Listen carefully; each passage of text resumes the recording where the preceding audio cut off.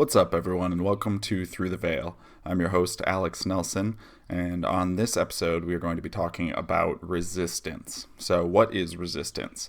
It's really well described in the book The War of Art by Stephen Pressfield, and it is a concept that I've encountered in many different parts of my life. So, to define it briefly, resistance is that feeling internally that you get when you're trying to do something either creative, whether that's making art, or you are trying to do something that is difficult and you know is something moving towards your what you could consider your own soul's purpose or what you are supposed to be doing with your life, you are going to encounter resistance. So it can take many, many forms. For example, me recording this podcast right now in this video, I probably spent about a good 25 minutes just fucking around with the lighting and trying to get everything just super perfect so that I can actually record this. And that's really not that important. It is good enough, and it's more important for me to just start to create and start to make the video. So it's definitely a force that'll kind of find its way, wriggle its way into your psyche and to try to get you to not do the thing that you know you are supposed to be doing. A good example of this is, for me, the biggest one is procrastination. So I will have something that I know I'm supposed to be doing, and instead of doing it, I will simply just say, ooh, not right now. It's not the perfect time to do it, so what if I just do it a little bit later? And maybe I'll do it tonight, or maybe, 6 p.m. would actually be a better time to do it. The tricky thing about that is it ends up not getting done, and that's what resistance is essentially there to do. It's essentially there to have you not move towards the thing you're supposed to be moving towards. So if it wins the battle with you, then you end up not doing the thing you're supposed to be doing. I found a couple ways to combat this. So for me, when it comes to procrastination, the main thing is that I set a just golden rule in my head, a bright line that I don't cross, that the moment I think that I should do something, I at least take some sort of step in the direction of doing that thing. So, for example, if there's an Instagram post I need to make, or if it's a podcast I need to record, it may be as simple as, hey, I'm driving on the freeway. It's really legitimately not a good time to take an Instagram picture or record a little video. Well, I'm going to pull the fuck over, and I am going to actually record that video right at that time. It's not always going to be that extreme, but that kind of sets the standard in my own head that I know what I'm supposed to be doing, and then once I know what I'm supposed to be doing, I take action on that immediately and decisively. That kind of helps build a tolerance for the tenacity to overcome the resistance that's always going to be present. You know, it kind of builds your own personal credibility within yourself internally.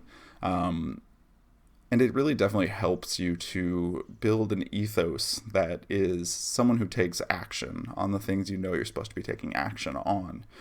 Resistance can take a ton of other forms, however, so it can be anything from, you telling yourself you don't look good enough, and I'm really going on the example of taking a video of myself here because it's what's very present for me and what is in the moment, so it's an easy example for me to draw on. But it could be anything from, ooh, I don't look good enough right now. Ooh, if I was a little more tan, I'd look a lot better in this video. If I was a little, whatever, my hair looked better right now, then I would actually be able to take a better video, blah, blah, blah. And it'll try to trick you in these little ways where it's, okay, here's a good reason not to do it.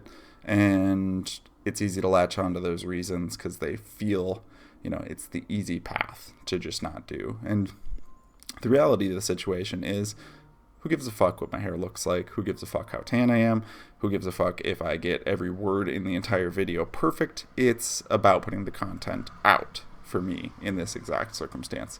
Resistance, if you're creating a piece of art or if you're writing stuff down, could take the form of you have nothing good to say, you have nothing good to draw.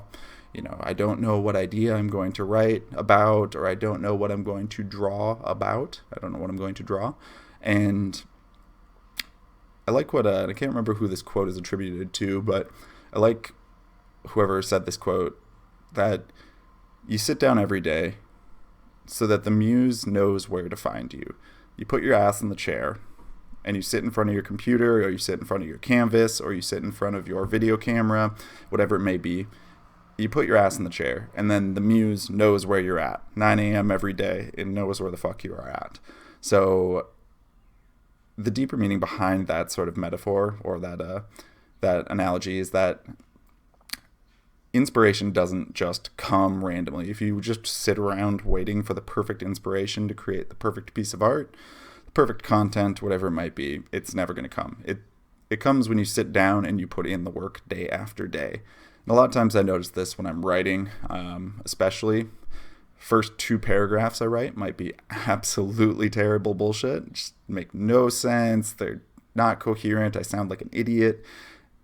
But slowly but surely, as I get to paragraph 3, 4, 5, 6, my words start to flow, my brain loosens up, I get out of my head, and I start to write actually good stuff.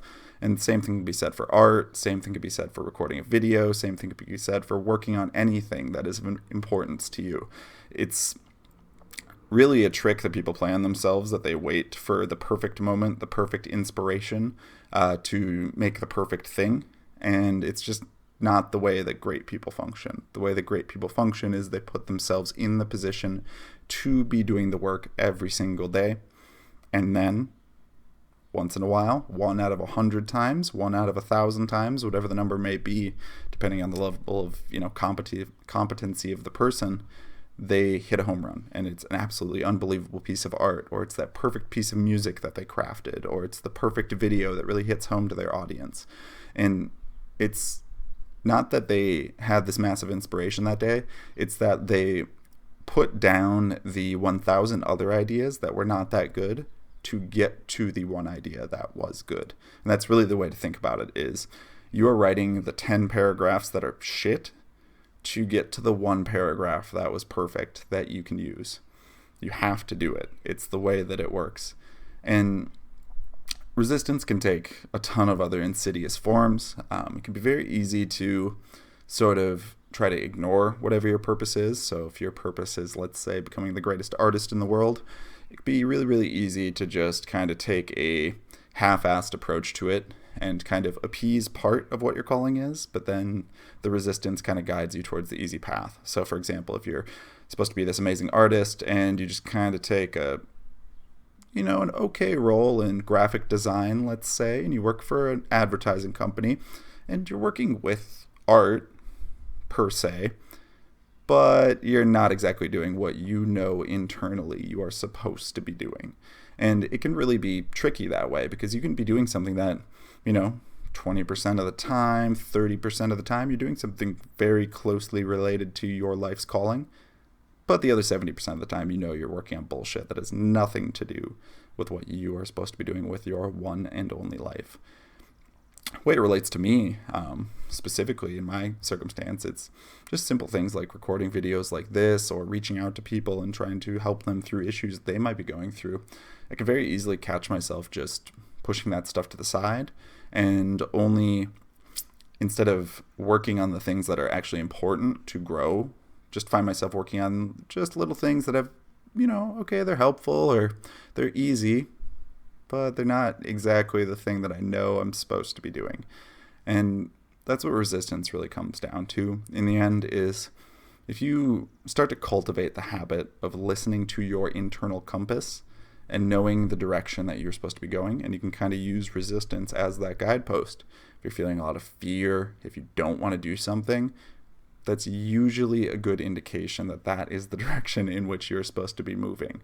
And you start to cultivate the habit of moving towards whatever your internal compass is pointing at, and you start to find that, you feel happier, and your life, things start to fall into place, and people around you start to notice a change where they're being helpful because they see you starting to glow with the actual, the inner beauty of you pursuing what you are here on this earth to pursue. And I know that sounds a little esoteric, but it really is pretty amazing. The level of energy you can notice within yourself when you're working on the shit that is really important to you and what you are specifically here for. There's only one of you. Whatever you are here for on this earth is what you should be working on, because you're the only one that can provide that service, art, whatever it may be. And the funny thing is you'll have boundless energy to work on that stuff once you actually start to do work on it. It's the other menial bullshit day to day in your job that you maybe don't like that you're going to find yourself worn out and tired and not able to do. But when you start to confront your resistance and you actually point yourself in the direction of what you're supposed to be doing, you'll start to notice a bump in your energy. I've noticed it personally where I'm like, holy shit, wait, I have all this extra energy and I'm bouncing around, I'm bouncing off the walls. Well, it's because I'm moving towards the things that actually excite me, and I am not just letting life pass me by. And the thing is, you can be scared of resistance. It's totally okay to be fearful of what you are supposed to be moving towards, but you got to develop strategies internally to confront resistance. So like I was saying earlier, that one strategy for me is that I have a rule that if I know I'm supposed to make an Instagram post, then I make that post right then.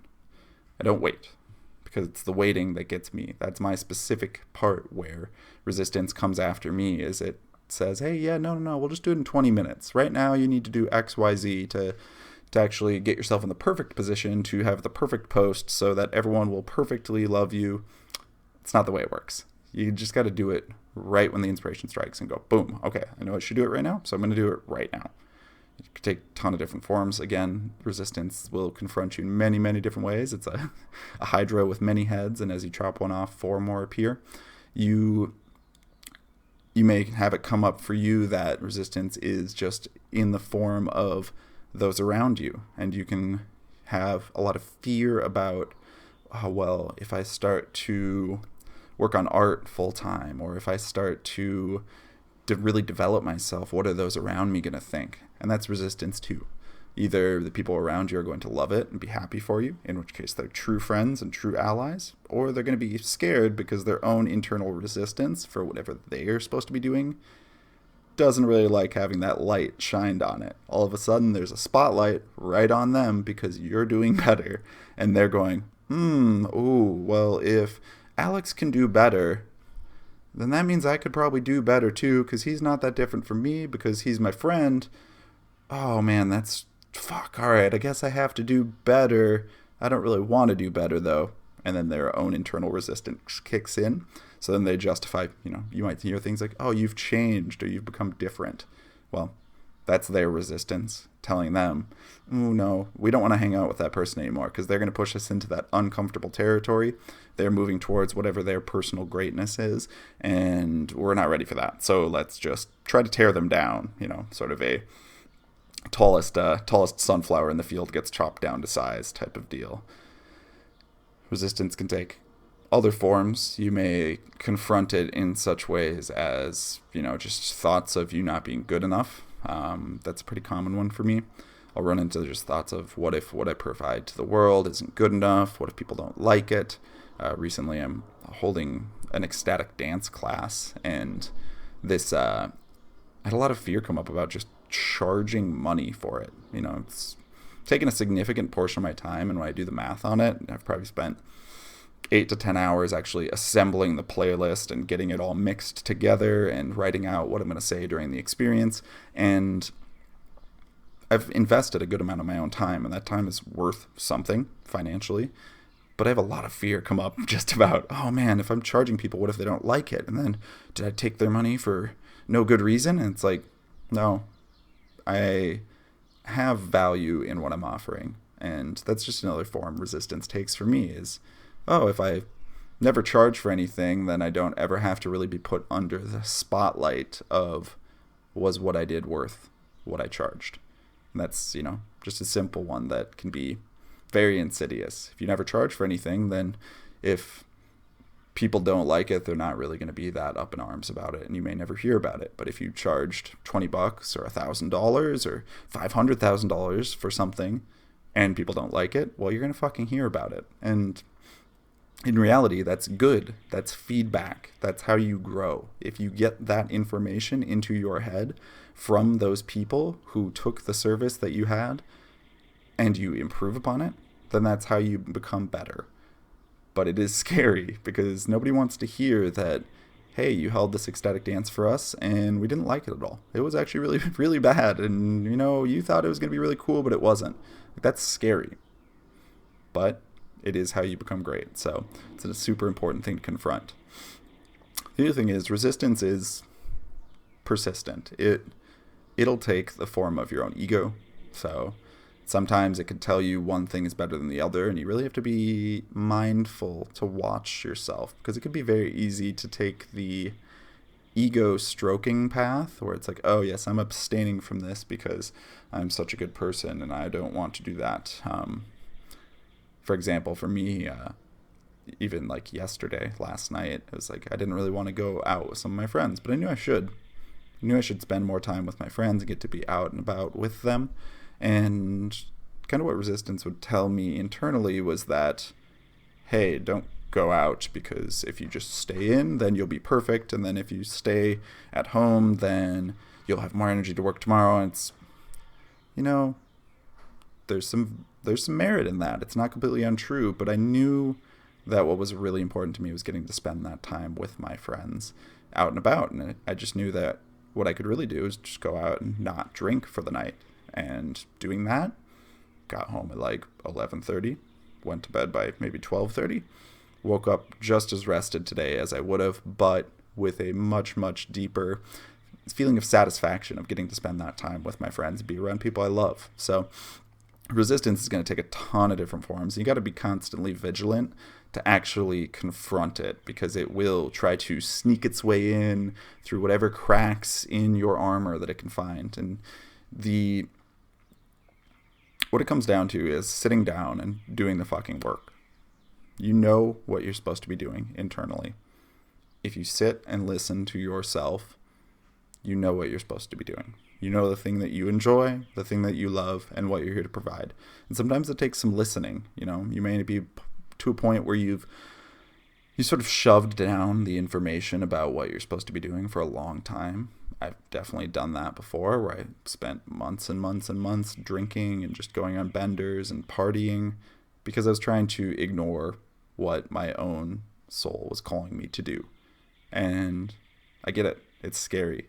All of a sudden, if you confront what you're supposed to be doing, then you have a criteria by which you could fail. It's not fun, but it's what you're here to do. And you got to be vigilant that the resistance doesn't hold you back from that. You got to develop the strategies to confront that resistance, and you got to sit down every day and do the work. And one easy strategy I can provide people with here is that when you're first starting out working on yourself, journal. Write it out every single morning. Just take 5 minutes, 2 minutes, 10 minutes, whatever you can spare, and really start to just write down. Doesn't have to be good, doesn't have to be any specific format. Just write down how your day went yesterday, what you think you should do today, the thing that you want to work on, how you're feeling, whatever it might be. Just write it down, and you'll find you're able to reflect back on a month worth of data. And this is what I did recently that actually was a breakthrough for me. I reflected back on a month's worth of journal entries, and I was really able to key in on just the fact that resistance, the most common form for me, is procrastination. It's just always not the right time, so I don't do it. Journaling consistently like that is going to help you to see what that specific form that resistance takes for you is. And it's also going to give you a lot of clarity. And it really, journaling has a fucking ton of benefits, but some of the big ones for me are that it helps me to get my emotions out onto the page and out of my head. When they're just bouncing around in my head and they never take any true forms, I cannot really draw good connections about why I'm thinking a certain thing. But when I write it down and I look at it, especially aggregation of multiple journal entries over time, then I can really see these patterns where I'm like, oh yeah, well, I went home and I ate 2 pizzas that day, but it was really because it wasn't because I just wanted 2 pizzas. It was because work was absolute bullshit and I was really stressed out, and emotionally while I was at work, I didn't feel like I was enough or that I was doing a good enough job. So I came home and I found a way to self-medicate and get myself into a reliable state of being. You'll find that your own mind does that a lot. It'll try to find different ways to manufacture a certain feeling And again, that's resistance. It wants you to be comfortable. It's not a evil thing. It's not out there. It's not an evil force. It's just the thing that inside you that just wants you to be comfortable. And that's it. It just wants you to be comfortable. And the comfort zone is not where the growth zone is. So journaling is one of the big hacks to overcoming resistance. Make it super short and simple. I do highly recommend doing it first thing in the morning because you're going to have a little bit more willpower first thing in the morning versus at the end of the day. It could be a little bit easy to just push it off and be like, I'll just go to bed 20 minutes early. Again, that's resistance popping up. I'll go to bed 20 minutes early so I don't feel tired tomorrow so that I can journal tomorrow. That's resistance too. But you can kind of hack this by just doing it first thing in the morning instead.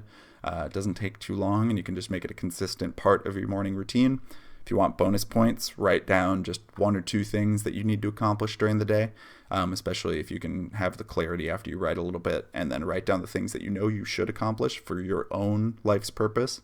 I try to keep it, if you don't have a job that is your true calling, I try to write down 1 or 2 goals that are for me personally, not work related at all. If you do have a job that's your true calling, awesome, congratulations, that's fucking great.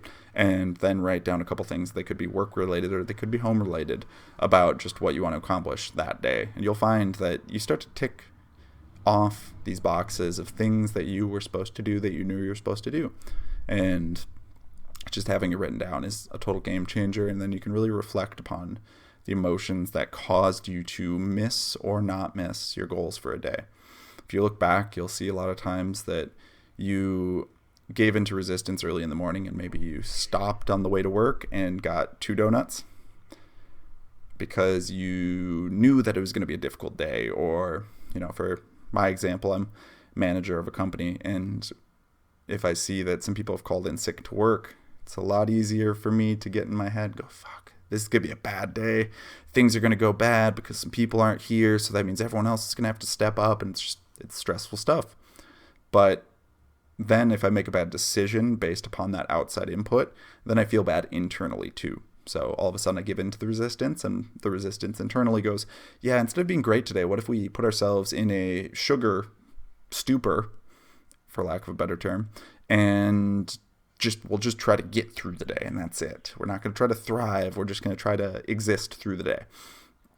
Really, if you can overcome your personal hurdles, this takes time and practice, but you'll be surprised at just how proud you can be of yourself when, even in the face of all these outside influences giving you all the reason in the world to fuck up on your diet or to not work out or to not write that day, if you can still perform in those circumstances, you're going to have a sense of self-satisfaction, self-confidence, and self-worth that's indescribable. Because you know internally that you're the fucking badass that gets it done, even when things are tough. And that takes time to build up to. You're not going to have it right away. It's okay. But after time and after working at it, overcoming the small challenges and the small hurdles, you'll start to be able to do it more consistently. And the more consistent you can be with it, the more consistent you're going to want to be with it. So you're going to start to notice shit change in your own life. You're going to notice, wow, man, that conversation I didn't want to have came easier to me. All of a sudden I was just able to go up and talk to the person and say, hey, it really bothered me what you said the other day. Or, man, I'm really able to write much more fluidly, and the words just kind of flow out of my head onto the page, and I'm more consistently writing things that are good. You're getting out of your own way. You're breaking down the wall of resistance and allowing the river that was behind the dam. If resistance is a dam, then behind it is the river of creativity that is being held back by the resistance. And as you start to break down that resistance, the river starts to flow through. And when you fully break through the resistance, the river is like a rushing torrent of ideas and things you can get done and what you're here to provide. But you have to take it day by day. And you have to break down that resistance, stone by stone, chip away at it. At first, you don't have any tools. At first, all you have is your bare hands. And you're just ripping at the stones of the resistance and trying to break that wall down. But eventually, as you upgrade your mindset, you upgrade your tools, you upgrade your personal responsibility and accountability, you start to have a pickaxe. And then that pickaxe turns into a jackhammer. And then the jackhammer turns into what's what's it called? A wrecking ball. How did I not think of that? That's a good one. Turns into a wrecking ball. And then all of a sudden, you're bashing down the wall of resistance with alarming regularity. And it's so easy to do because you've practiced the habit and you've built the mindset that you're someone that gets the shit done that you are supposed to get done. So, as we wrap up the podcast here, the main takeaways that I would provide you with is just journal every morning. Take the 5 minutes to write down what your mindset is and what you're supposed to get done that day. That's really going to help you to identify the resistance, first of all, and see where it is for you. And then having the goals written out for the day will help you have the clarity of what you should get done. Because a common thing that comes up for me is if I don't write it down, then it's really easy to weasel my way out of doing the shit that I'm supposed to do because I forget. Oops, shit. I was supposed to make an Instagram post earlier and I didn't because I forgot about it. So writing it down prevents that. And it'll help you draw a correlation between what went on in your day and whether or not you accomplished what you're supposed to accomplish. And you can start to draw lines that connect there where you go, oh, okay, had fuck ups earlier and then I was able to do this now. And then the other tools you can use, start small. Don't beat yourself up when you fall. So whether that's you want to be consistent at making art, so set a low bar. I'm going to do art once a week. And sit down and do art once a week. And then start to build it up. Then after a month, I'm going to do it twice a week, 3 times a week, 5 times a week, every day. And as you start to build up the habit, it's going to get easier and easier. But start little, Don't try to take this giant bite out of your goal right away. Because you're going to, if you fail and you haven't built up the mindset yet, then you're going to feel worse than you felt before, and you're just going to want to quit. So set yourself small little goals, but don't beat yourself up when you fail. You will fail, eventually. It's part of the game. And once you start to love yourself for the failures, because a failure is just you growing towards your goal, a failure is a mark that you are pushing hard enough, then you'll really start to make breakthroughs, because then you can start to see that even when I fuck up, that's love too. That's me moving forward. So the last piece of advice about resistance is read The War of Art. It's a fucking great book. It really has changed my perspective on a lot of this stuff, and it's really helped me to start to lay out my own mind. Because a lot of the things that are written in there, you just go, oh shit, that is exactly what I think. Oh, I do that all the fucking time. And seeing it written out like that from a great author, it's like, oh, okay, so that's not just me, and I'm not a unique piece of shit fuck up. That's everyone that has this resistance come through. So, yeah, in closing, appreciate you listening to the podcast. If you enjoyed this episode, if you're watching on YouTube, please drop a like and put a comment below and give me a subscription if you liked it. If you're listening to it on iTunes or Stitcher, then please give me a 5-star review. Subscription is great if you like the content, and you can find me on Instagram at Alexander Diesel. And yeah, I hope you all appreciated the podcast. It's definitely resistance is a near and dear topic to my heart, and something that once you figure out some of the tricks to break through it, you're really going to start to notice a change in your mindset. So appreciate y'all. Have a good day. Enjoy yourself and break through that fucking resistance.